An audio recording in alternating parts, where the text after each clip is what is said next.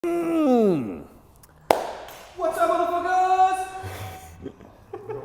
And that's why I don't put mic on Pat. What's up, downhillers? This is your program for the 24th of November, and we're going to get straight into some single leg work. So this is reload week. We're going to re-establish some fitness, some movement without overloading you so that you can progress from next week with some heavy loading. So don't get too keen and start loading yourself up and putting too much heavy volume in.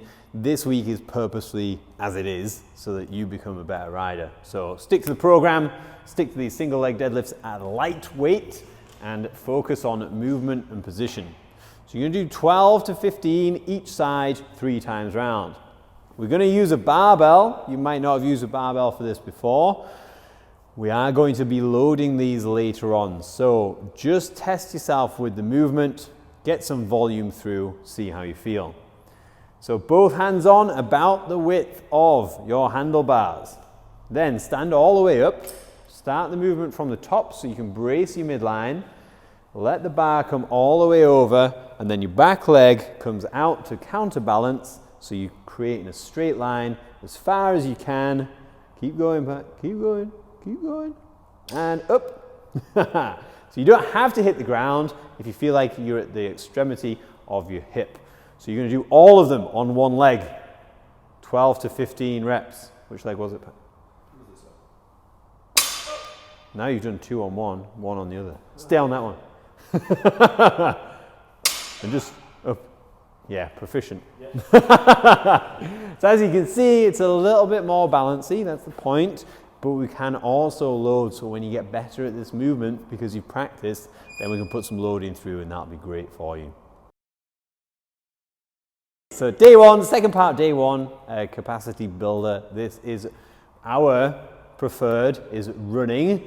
Benefits of running are fantastic. I know you're riders predominantly, but running is going to be a different stimulus and it's going to raise your capacity a little bit more.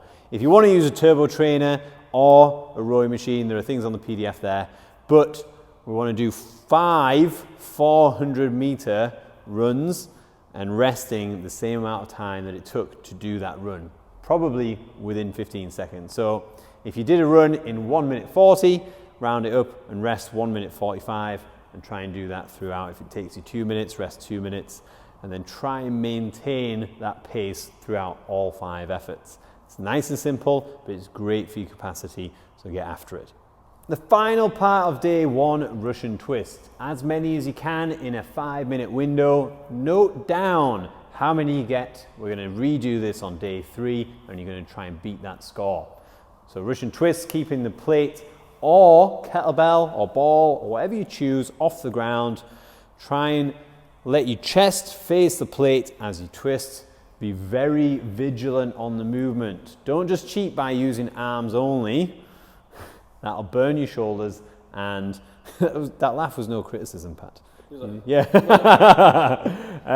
This is a core rotation focused movement, so don't then just rely on your arm strength and shoulder endurance. And that's it for day one. Day 2, we're going to do some loading, but because this is not a movement, it's a hold, it's fine to go as heavy as you like. So we're doing bar walkouts. This is a bar in a back squat position, starting at 120% of your 3 rep max. Do some incremental weights before you just blast on. Make sure that you're stable through your middle, you're prepared for this. You're going to stand there for 20 to 30 seconds, then rack it back on, rest maybe about 2 minutes, and then load up some more weight. You should be looking at going as heavy as you can whilst maintaining stability through your midline. This is a great strength builder all over, and we're going to be preparing for some more of this in the coming weeks. So make note, try and get maybe 160 to 180% of your 3 rep max back squat onto that bar and start feeling strong through your middle. And then we'll move on to part B. Second part of day 2 is not bicep curls. They have no use whatsoever. So lunge position, knee down. So the knee is down. This is not a leg movement. This is a core stability movement and rotation and a nice opening of the shoulder. Stay light. You're going to do 10 presses. The first one as open as you can. The second one, 1/10 of the way around. And you're going to work your way all the way around until you twist in over your thigh. And that's your 10th press there. Then swap. And swap legs. 10 round. And then swap again. And you're going to do that 3 times round. Make sure you stay light and you focus on the movement and mobility through your shoulder. So this is to reload you, not to necessarily build strength. And then we'll move on to the capacity part of day 2. Final part of day 2 is the capacity builder on the minute, every minute, 40% of your 2-minute max burpees. If you find that that's a struggle, then reduce the reps a little bit. If it's super easy, increase the reps. If you want to go more, then 15 minutes is the maximum you should do on this. Test yourself. You can blast it and go fast. See how you get on. Good capacity builder, and then a core finisher to finish. And the core finisher is knee raises. So you're going to hang from a bar. You do 100 of these. Now, be very vigilant on this. If you can get toes to bar, don't do it. Specifically knee raises today with as much squeeze at the top as you can. So you're bringing your knees as close to your chest as possible. If that's difficult, then you just reduce the height. So the purpose of this is a squeeze at the top, big range, and not to be kicking your legs out for toes to bar. 100 of those for time, and then that's you done for day 2. Day 3 is starting with a play around with banded box squats. We'll insert a video here so that you can see variations of and how you might set up.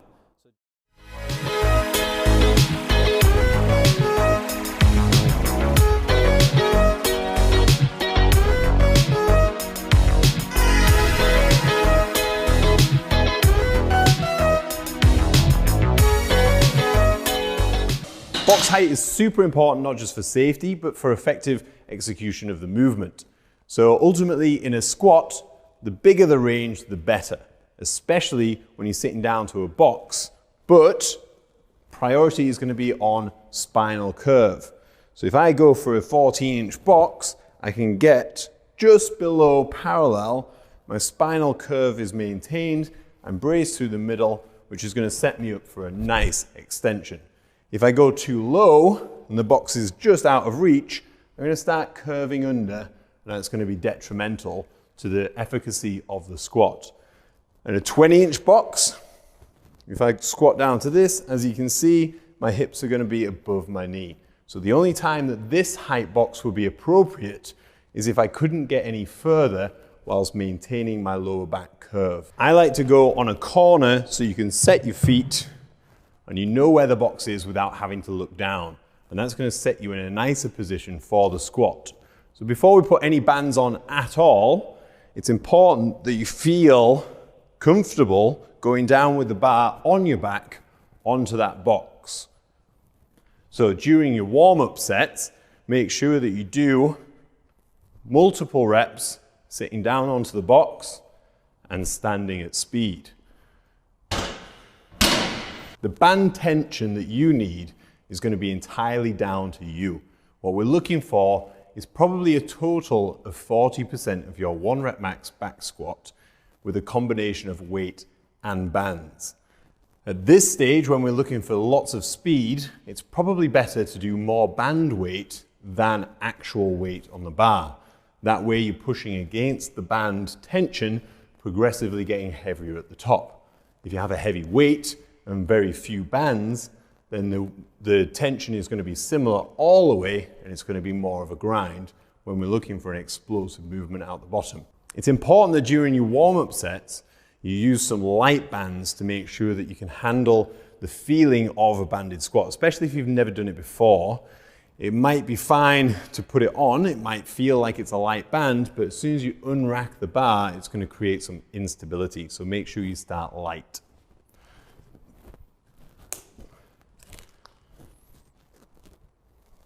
So make sure when you're setting up the bands that the bands attached to the bottom are going to be central to where you're going to have your feet. So when you take the bar off, it doesn't want to pull you forwards.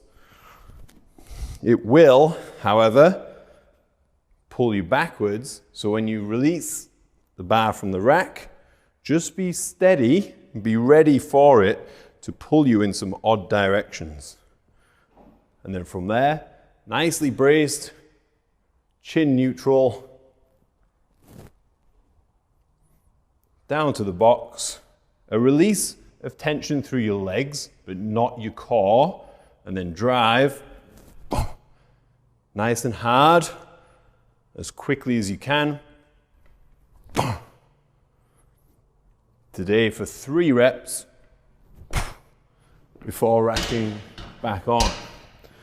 So it's important that you get the 2 to 3 second decline on the squat, so that then you're nice and controlled and you're bracing all the way down, so that you set from the bottom for an explosive punch out and you're not using any kind of spring reflex. If you find that the bands were nowhere near 40% of your 1 rep max, then add some weight. But be cautious, don't go too heavy or you'll lose the efficacy of the movement. Once you've done your warm-up sets and you're confident in the movement, you can put some real power down and push much faster than you would on just a weighted bar without the bands. If you don't have a full power rack, you can use spotter arms and get the same effects. All you need really is something stable to attach the bands to. So bear in mind, while you're setting up with spotter arms,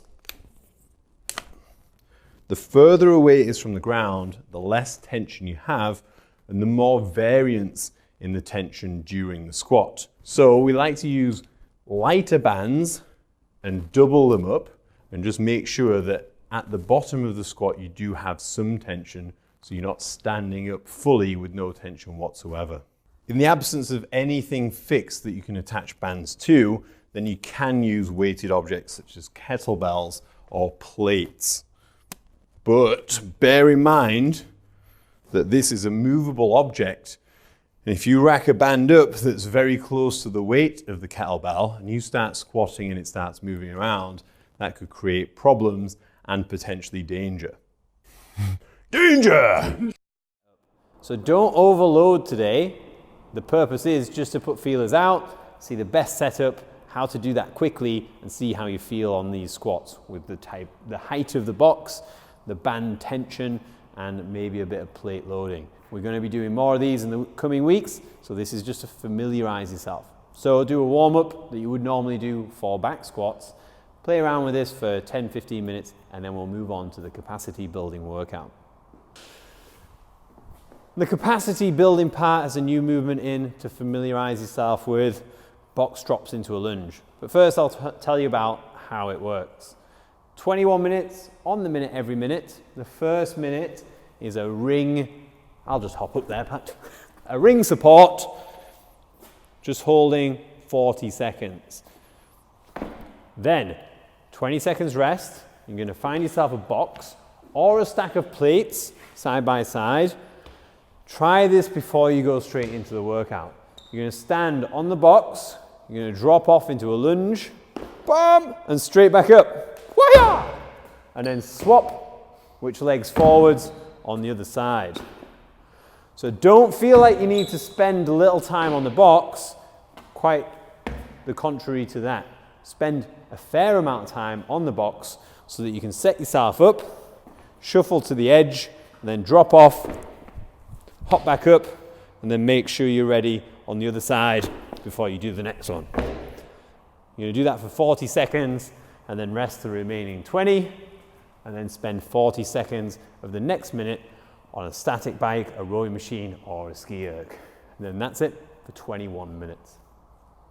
Good movement, that, isn't it? And the final part of day 3, as promised, Russian twists again, beating the number that you got on day 1. So you did a 5-minute AMRAP. Hopefully this time, you might be a little bit sore still. Hopefully this time you'll beat that number. And that's the finisher for day 3. So day 4 for you downhillers, you have an option of doing capacity building, ride replacement day, or another capacity building or recovery. The first part we'll show you is the ride replacement. So you're going to do this every 5 minutes. You're going to do 40% of your 2 rep max wall balls. Then 10 deadlifts at 50% of your 3 rep max. Paying particular attention to your lower back. And then 30% of your 2 rep max toes to bar or variation of. That's your ride replacement day. If you're going to do a recovery day, you're going to do steady state cardio and then some human movement. So 2 minutes cardio into a bear crawl. Then the next time, an inchworm.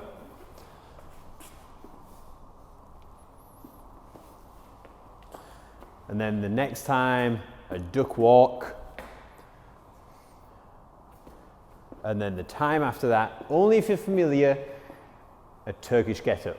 If you're not familiar with it, don't worry, just do the other 3. And that's it for day 4 and this week. So as always, any questions, send them over. Pat will answer them. I'll probably be farting about on my computer. Until next time, peace.